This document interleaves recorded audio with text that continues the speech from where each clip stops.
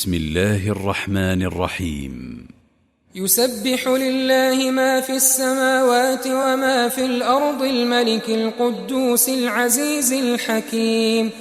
هو الذي بعث في الأميين رسولا منهم يتلو عليهم آياته ويزكيهم ويعلمهم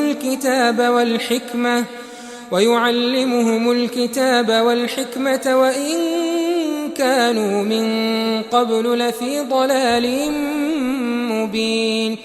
وآخرين منهم لما يلحقوا بهم وهو العزيز الحكيم. ذلك فضل الله يؤتيه من يشاء والله ذو الفضل العظيم. مثل الذين حملوا التوراة ثم لم يحملوها كمثل الحمار يحمل أسفارا بئس مثل القوم الذين كذبوا بآيات الله والله لا يهدي القوم الظالمين.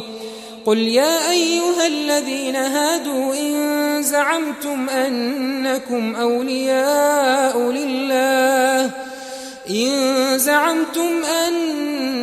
أولياء لله من دون الناس فتمنوا الموت إن كنتم صادقين ولا يتمنونه أبدا بما قدمت أيديهم والله عليم بالظالمين.